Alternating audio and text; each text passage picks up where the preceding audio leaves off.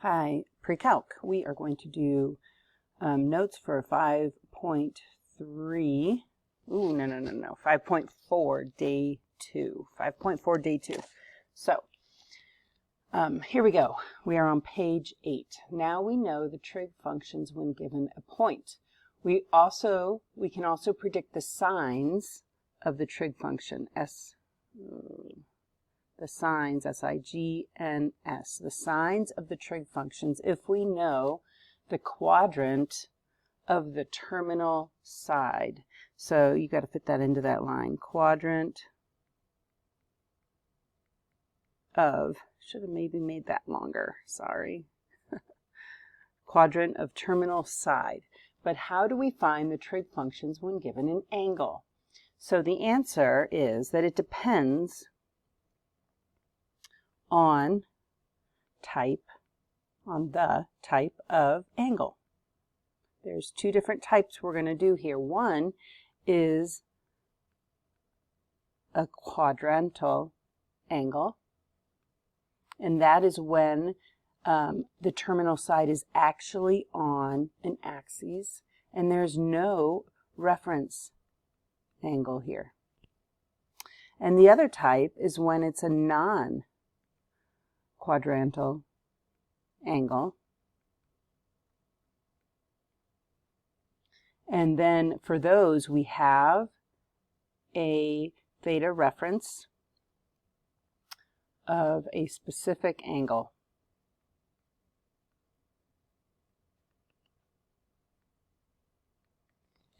All right, so let's first look at our quadrantal angles. Any angle in standard position whose terminal side is on the x-axis or the y-axis. So a couple examples here. Example 3, find the exact value of each given trig function using the given angle. So sine of theta. So first of all, remember sine is talking about the y value. We can graph this. Pi is over here, so therefore we're looking at this angle right there. And that angle on our unit circle takes us to -1, 0. And so the sine, which is the y value, so therefore the sine of pi is 0. It's the y value for sine. This one, it's cosine, which will be the x value. So graphing that, -360 means we are going all the way around to here. We land on an axis, so therefore we are going to use our unit circle points. The coordinates of this point right here is 1, 0. And so since we're doing the cosine, we are going to say the cosine of -360 degrees is 1. It's the x value. Next one is cosecant of 3 pi over 2. So now remember, cosecant is the reciprocal of 1 over sine. And sine, of course, is the y value. So let's graph this. 3 pi over 2 takes us down here. That's 3 pi over 2. We're on an axis, so we use our unit circle. The coordinates of that point there are 0, -1. And so we need to do the y value, 1 over the y value, which is -1. And so we will get a -1 for the cosecant of 3 pi over 2. Secant, remember, is 1 over cosine. And cosine is the x value. So again, we can graph that. 11 pi over 2. We're going to go around a few times counterclockwise. The first time around, we've gone 4 pi over 2, 8 pi over 2, 9 pi over 2, 10 pi over 2, 11 pi over 2. So we are up there. Since we are on our axes, we will use our coordinates of our unit circle. So this coordinate is 0, 1. So our x value is 0. So therefore, since we're secant, we're going to go 1 over 0, which of course is undefined.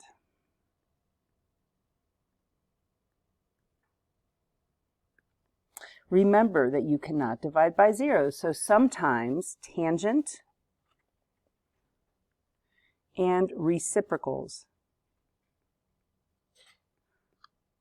are undefined. So the reciprocals again are cosecant, secant, and cotangent. So there's 4 possible trig functions that could be undefined. Okay, moving on. Now for non-quadrantal angles. Any angle in standard position whose terminal side is not on the x-axis or the y-axis. Not on the x-axis or y-axis. To find a trig ratio for a non-quadrantal angle, we need 3 things. First of all, we need the sine. A little reminder to find the sine, we can use our little formula. In quadrant 1, all trig functions are positive. In quadrant 2, sine is positive. In quadrant 3, tangent is positive. And in quadrant 4, cosine is positive. So you always have to check the sine of your quadrantal angle. Next, we are going to use reference angles and reference triangles. Reference triangles are right triangles created by drawing a perpendicular from the terminal side of a non-quadrantal angle to the x-axis. Make sure it's the x-axis. The reference angles we used in lesson 5.2 are inside this right triangle, and for our purposes here, the reference angle will always be a multiple of the angles found in the special right triangles from lesson 5.3. So we're looking at pi over 3, pi over 4, pi over 6. But keep in mind that this is only if no calculator is allowed. When we can use a calculator, we can use anything. The third thing we need in order to find our trig values of non-quadrantal angles is we need the special right triangles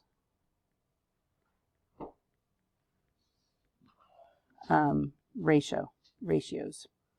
Remember, we memorized these ratios, or the sine, cosine, and tangent of these angles in lesson 5.3.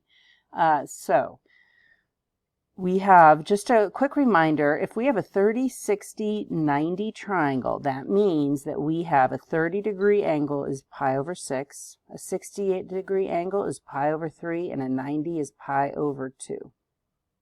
So you need to know these in degrees or radians. And then if we have a 45,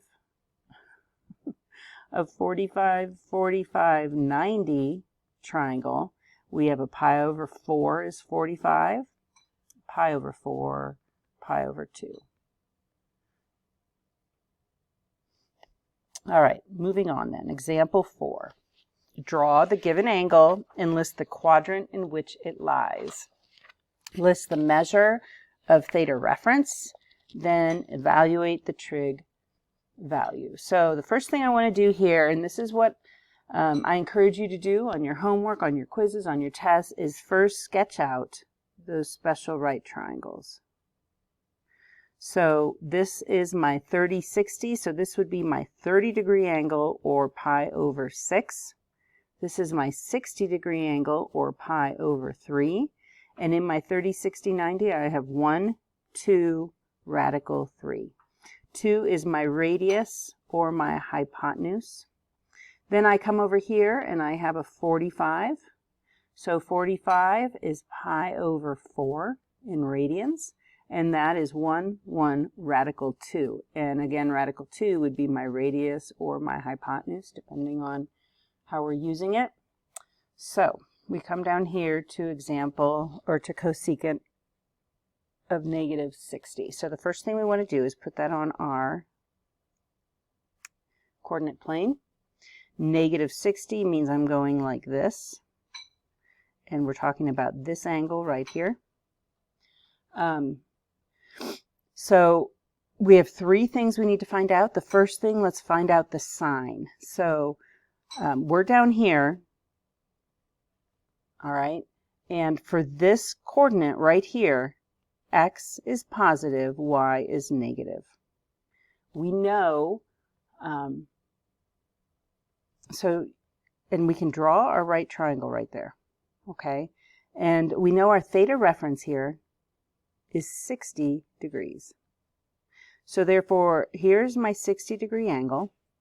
I can put in my special right triangle information. I have a 1, a 2, and a radical 3. And I don't forget that you have your plus or minus down here. You could also use this. All students take calc, if you remember that from last year. So in quadrant 1, all the trig functions are positive. In quadrant 2, only sine is. In quadrant 3, tangent is. In quadrant 4, cosine is.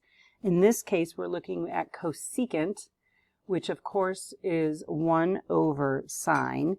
And so in quadrant 4, sine is negative. So therefore, cosecant will be negative. Sine, negative, therefore cosecant will be negative. Okay? So what we're going to do is we're going to say, all right, I'm going to start, well, you can just use your cosecant. You know sine is opposite over hypotenuse. Therefore, cosecant would be hypotenuse over opposite. Instead of hypotenuse, I'm using radius over opposite. My radius is 2. My opposite is radical 3. And then I have this little bit of information that we will be negative. So my answer is negative 2 over radical 3. All right, we'll do another one of those. Cosine. First, put that on your graph. So if I have 7 pi over 4, I'm starting here. Here's my initial side. I go straight up. I'm at 4. I'm at 2 pi over 4. Here's 4 pi over 4. Here's 6. Going down would be 6 pi over 4. So 7 pi over 4 is right in the middle, not off to the side. Let me get rid of that. There's 7 pi over 4 right there. So this is technically the angle, 7 pi over 4. But my theta reference is right here. And the value, collapse. Nope. Okay. So first thing I know is I'm in quadrant 4. I know my theta reference is pi over 4. So I'm at a 45-degree angle. I can draw that in. This point right here, again, x would be positive, y would be negative. You can also use, of course, all students take calc to figure it out. And so over here, when we are in quadrant 4, we are going to, cosine is positive, so we are going to be positive. And so then you say, okay, cosine is opposite over hypotenuse or radius this time. Opposite over radius. Nope, cosine is adjacent over radius. Not sure why I said opposite. Oopsie. All right, putting in your numbers, you have 1, 1, radical 2. So then we have 1 over radical 2. We're positive, and so that is our answer. Next one. Sine of negative 5 pi over 6. Graph it. Over here, we're going negative. This would be negative 6 pi over 6. So 5 pi over 6 is right there, and there's my angle. Here's my reference angle.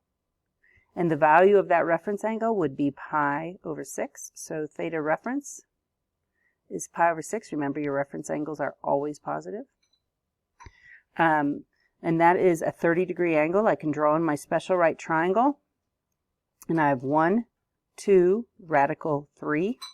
This point right here, to take care of the signs, remember all students take calc, or we could say this point, to get to that point, x will be negative, y will be negative. We're looking at sine, so therefore we are going to have a negative answer, because sine is negative in quadrant 3.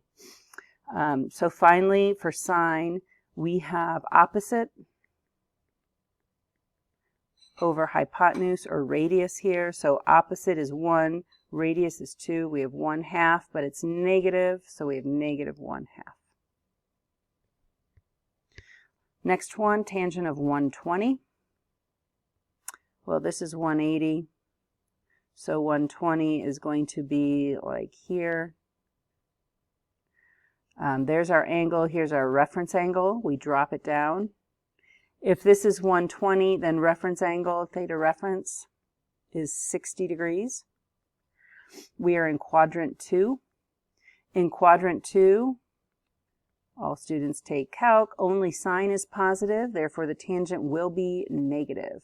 You could also do it with your coordinates. This point right here, x is negative, y is positive. Okay, so now we said we're at a 60-degree angle. So this is 1, this is 2, this is radical 3. I know this is 1 even though my picture is not looking like it, because if this is 60, then this is my small angle 30. And opposite the 30 is the 1. All right. So now I'm going to do tangent, which is opposite over adjacent. So opposite is radical 3, adjacent is 1, but I'm negative. Don't forget that, so that means I'm negative radical 3. Okay, now you have all the pieces to solve any puzzle. For example, find the cosine of theta and the cotangent of theta if sine of theta is 1/4 and tangent of theta is less than 0. So if sine of theta is 1/4, what we're looking at first right there is the SIGN of 1/4, and it's positive. So when is sine positive? Sine is positive in quadrants 1 and 2. The next thing right here, we have tangent is negative. So when is tangent negative? Well, tangent is negative in quadrants 2 and 4. So what do these have in common? They're both accurate in quadrant 2. Therefore, I know that my theta is in quadrant 2. So now I can draw it. So the first thing you have to do here, step 1, is you have to figure out what quadrant we're dealing with. And now step 2 is we are going to draw our right triangle on our coordinate plane. So sine is opposite over hypotenuse. Therefore, if this is my theta going into quadrant 1, here's theta, the opposite is 1, the hypotenuse or the radius is 4. So what I need to find here is this value, and we can use, this is our 90-degree angle right there, so we use Pythagoras. So I say 4 squared equals 1 squared plus x squared. This is obviously x. So that means 16 minus 1 is 15 is x squared. Therefore, x is the square root of 15. And so I know that is the square root of 15. And now I have everything I need to solve this. So the first thing it says is find the cosine. So now we'll do step 3, which is to answer the question. So cosine of theta. Cosine is adjacent over hypotenuse, and so I'm going to have radical 15 over 4. In this quadrant, remember all students take calc. And so in this quadrant, I have a negative cosine, so I stick a negative there, and there's my answer for cosine. Next, I do cotangent of theta. So tangent is opposite over adjacent, so therefore cotangent is adjacent over opposite. So here's my theta again. Adjacent is radical 15. Opposite is 1. So I have a radical 15, and also in quadrant 2, the cotangent will be negative, so I have negative radical 15 for my cotangent. And there you have it.